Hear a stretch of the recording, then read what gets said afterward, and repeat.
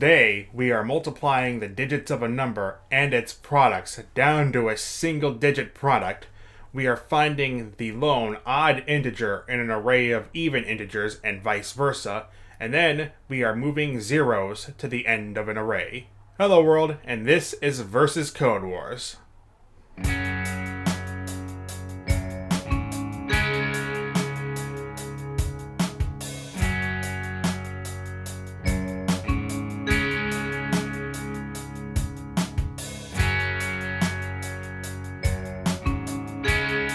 We begin today with the warm-up segment, 3 easy katas to warm up for the difficult ones later in the episode, beginning with a function that, given an array of numbers, returns the sum of all of that array's positive elements. Let's go ahead and give this a try here. I'm going to hit train. Our function signature looks like this, const positive sum, and it takes an array of numbers. What we can go ahead and do, we can do return numbers.reduce. We take a number, we take an accumulator and our number and our predicate function, and we return, depending on whether if number is less than or equal to 0, we just go ahead and return the accumulator. Otherwise, we take the accumulator, add the number, and return that instead. Let's go ahead and punch this into Codewars here. And try to submit it, and we have a problem already. Reduce of empty array with no initial value. Okay, let's just pass in a 0 for our initial accumulator. Let's punch that into Codewars here.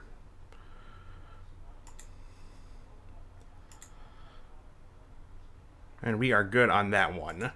Our next warm-up kata here is called shortest word. Given a string of words, the goal of this kata is to return the length of the shortest word or words. Let's go ahead and try this one out. Our function signature is called find short. And it takes a string, a sentence. Our goal here is, given a string of words, return the length of the shortest word or words. What I think we can go ahead and try here is, what we'll do is we'll split the string into its individual words using a space separator. What I think we'll try here, we're going to try using the sort method here. And I think it's b.length minus a.length to sort into ascending order. No, I think it's a.length minus b.length to sort the words into ascending order by the number of characters in those words. And then from there, we can go ahead and get the first element of the resulting array, and then getting that word's length. Oops. Alright, let's go ahead and pull a test out here and test our function out here. Console.log find short. I expect to see 3 here. Let's punch this in a node and see what that looks like. And we do in fact see the number 3. Alright, let's go ahead and punch this into Codewars and see what that looks like here. And we are good on that. Final warm-up kata of the day is called Complementary DNA. DNA is a chemical found in the nucleus of cells and carries the instructions for the development and functioning of living organisms. In DNA strings, symbols A and T are complements of each other, as well as the symbols C and G. Alright, the goal of this kata is that, given a string of DNA symbols, we need to get the complements of each of those symbols. For example, given a string ATTGC, our goal is to return a string TAACG. which is the DNA complements of those symbols given. Let's go ahead and give this a try here.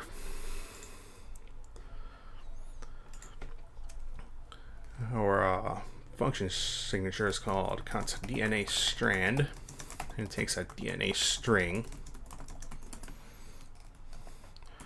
And what we can go ahead and do is, now I probably assume these will be uppercase, correct?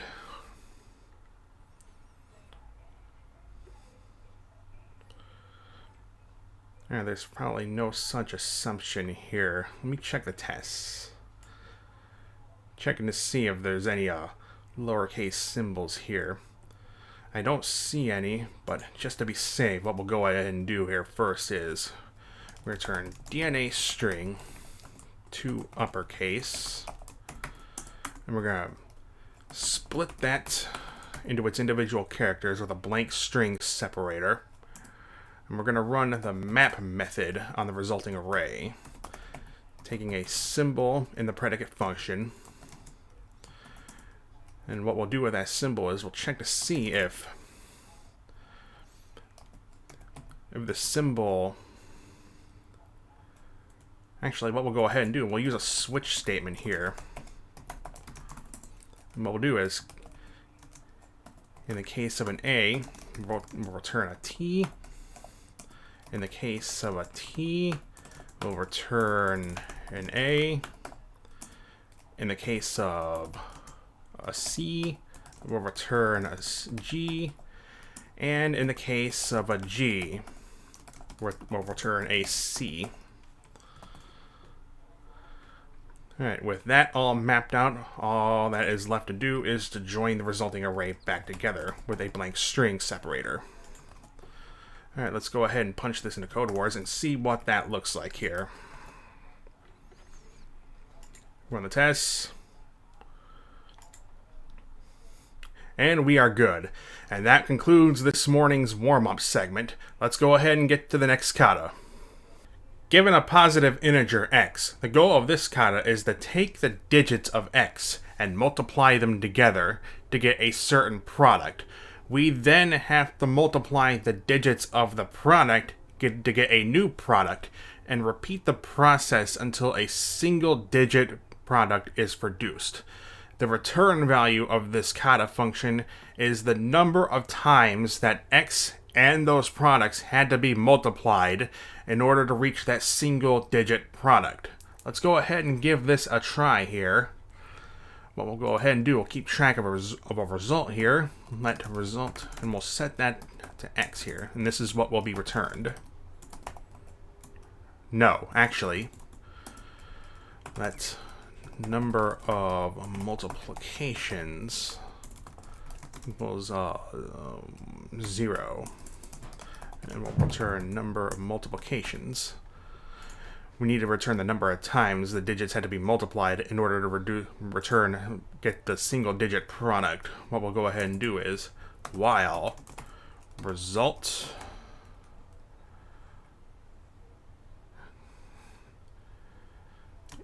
is greater than 9.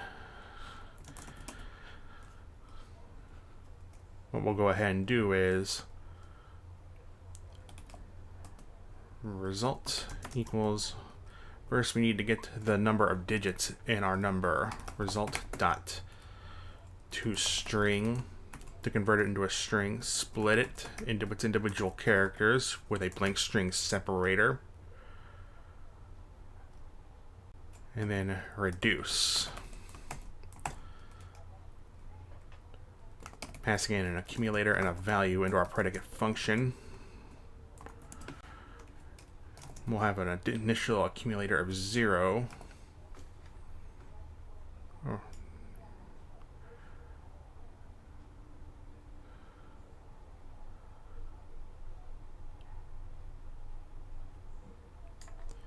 And what we'll do is, if accumulator is 0, then just go ahead and turn parse int value.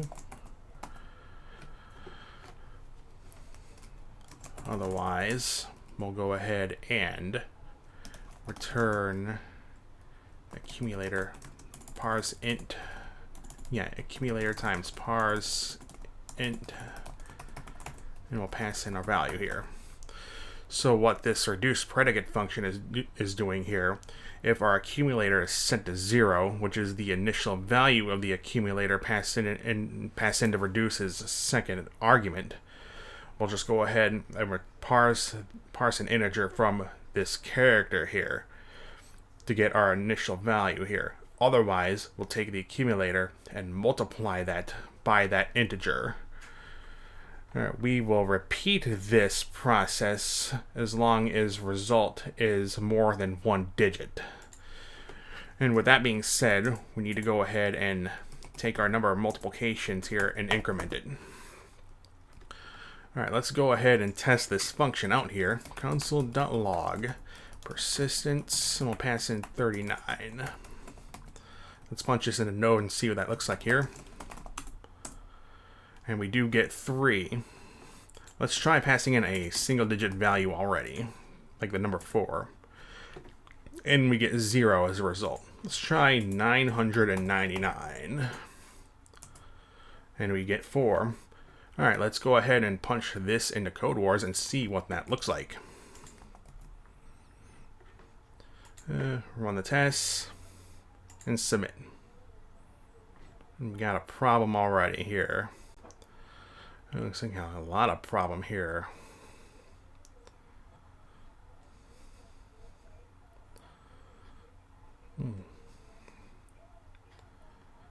Instead got 3. Okay, let's go ahead and console.log our initial value here and see where we are going wrong.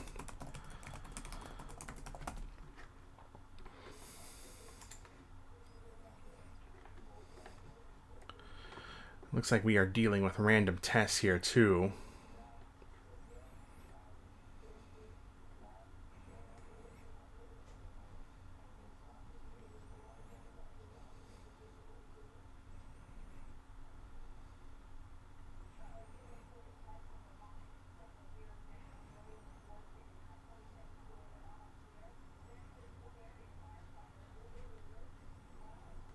Alright, let's go ahead and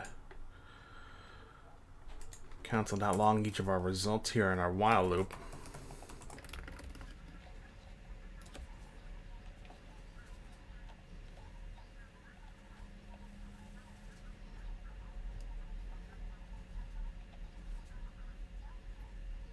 Times 5 is 10, times 8 is 80, times 0 is 0.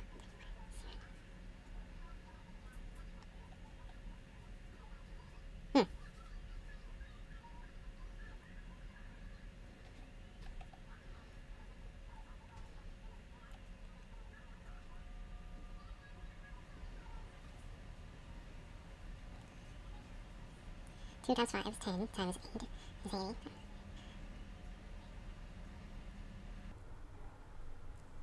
Ah, here we go.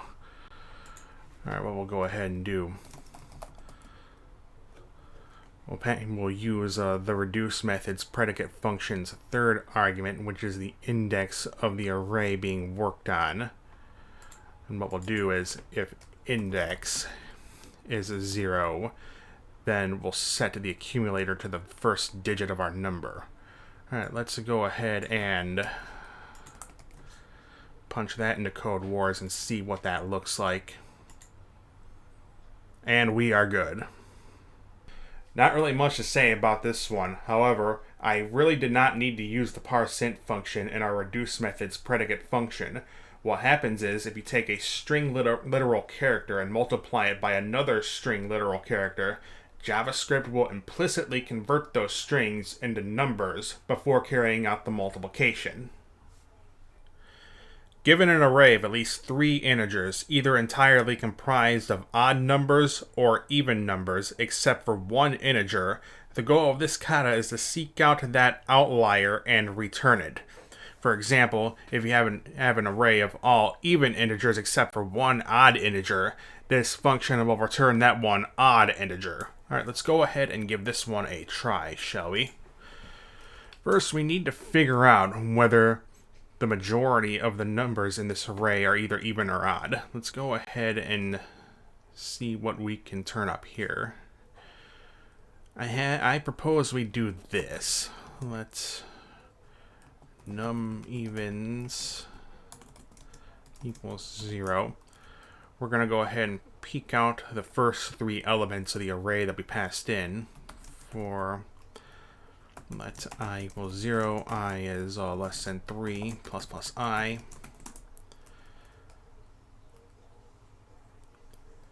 Num evens plus equals if integers at I modulo 2 is 0, then plus equals 1, otherwise plus equals 0. And then const is even array equals num evens is greater than 1. So what we're doing here at first here, we're peeking at the first 3 elements of the integer array that we pass in, and we're looking for the number of even numbers among those first 3 elements.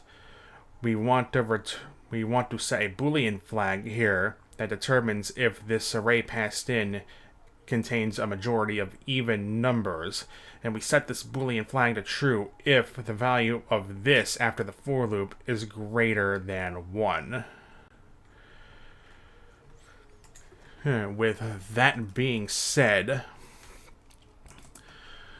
something you're going to need to keep in mind here. This array will have at least 3 elements in it, but according to this Kata here, the number of elements in the array could be very large, so we need to find some way to keep efficiency in mind.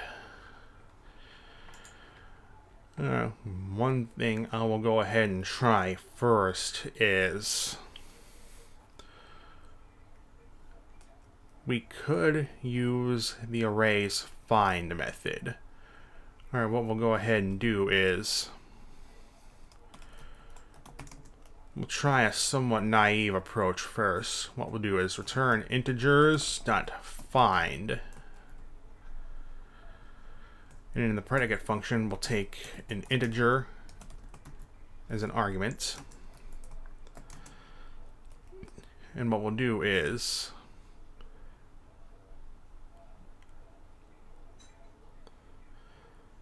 depending on whether is even array is set to true,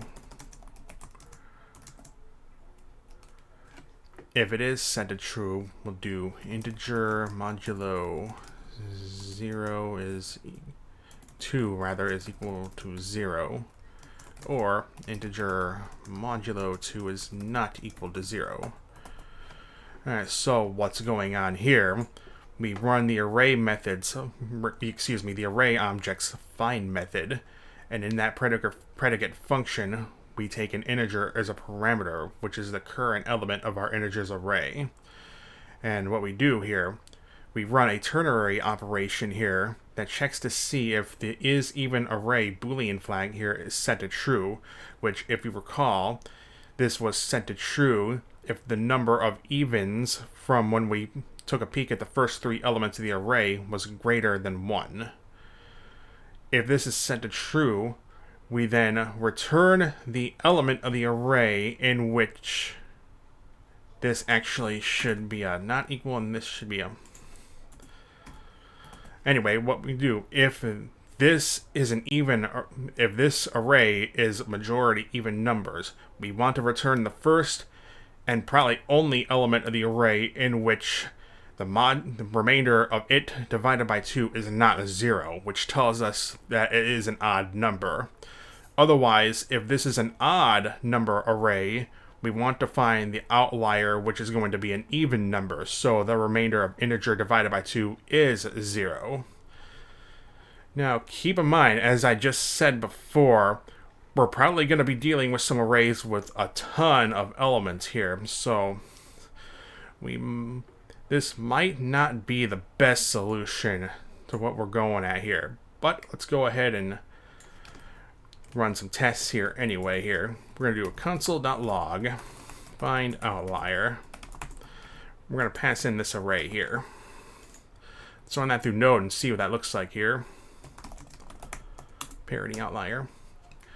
And this function does in fact return the outlying odd number in this even number array, which is 3. Alright, let's try punching this into Codewars here and see what that looks like here. No, the initial test will pass here. Let's see if we time out. And we don't, and we are good. Here is the clever code solution of the day. When I noticed in the Kata instructions that arrays with tons and tons of integers could potentially be used, I did not think to try the code snippet you see below me here, which runs the array through the filter method twice, first filtering out any odd number integers from the array, and then filtering out any even number elements from the array, and then checking to see if the length of one of the resulting arrays was 1 to determine whether the outlier was an even or an odd number, and returning the first element of one of the arrays based on the result of that ternary operation. Given an array, the goal of this kata is to take all of the zeros in the array and move them to the end of the array, while preserving the order of the other elements in the array. Let's go ahead and give this a try here, shall we? What I think we'll go ahead and do is, still keeping mindful of the fact that this array could contain a ton of elements, let's go ahead and try the naive approach first. What I think we'll try here is we'll partition the elements into its own arrays. First of non-zeros and of zeros.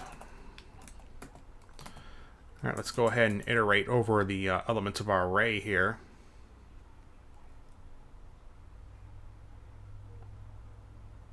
We can do that by doing this. AR.for each.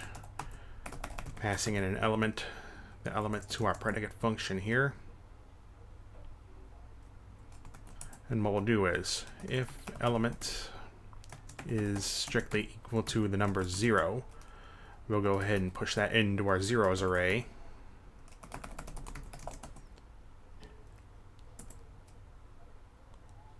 You know what? I have a better idea. We probably won't need the zeros here. Yeah, I have a... you know what? I have a better idea here. What we'll go ahead and do is we'll run the reduce function here. We'll do a constant 0 count, and we'll do ar.reduce. Run an accumulator in our value, or rather our element. Set an initial accumulator as 0. And what we'll do is, if element is exactly equal to 0, we'll add 1 to our accumulator here. Otherwise, we'll just return our accumulator here with the side effect of pushing our element into our non-zeros array. Non-zeros dot push element. And what we can go ahead and do from here is return. We'll spread out our non-zeros first, and then what I think we'll do is array dot spread out a new array dot fill our new array of the number of our 0 count, the number of a new array of the number with the number of elements equal to our 0 count, and fill them with 0. So what's going on here is we have our array of elements that are not equal to 0. We then keep track of a count of how many zeros are in the array that we passed in here by running this through the array method's reduce method, taking an accumulator and the current element in our predicate function. if the current element is strictly equal to the number 0, we take the accumulator, which is initially set to 0, and add 1 to it. Otherwise, we take the non-zero element and push that into our array of non-zeros, and then we just return the accumulator as is. Once we have our 0 count here, we then return a new array with first the non-zero elements spread out. This ensures that the initial order of the non-zero elements are preserved. And then we spread out a new array with the 0 count and run that through the arrayObjects fill method, filling this new array with zeros. Alright, let's go ahead and test this out on the function call in the Kata's instructions. Console.log. Alright, let's feed this into Node and see what that looks like.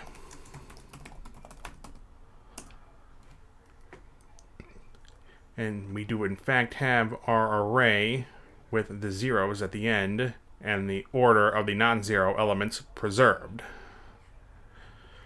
Let's go ahead and feed this into Codewars and hopefully not see our submission timeout. Let's punch this in, run the tests, and try submitting. And we are good.